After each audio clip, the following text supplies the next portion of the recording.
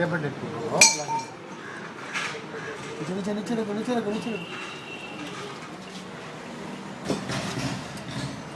ಪೋಷಣೆ ತೊಂಬರು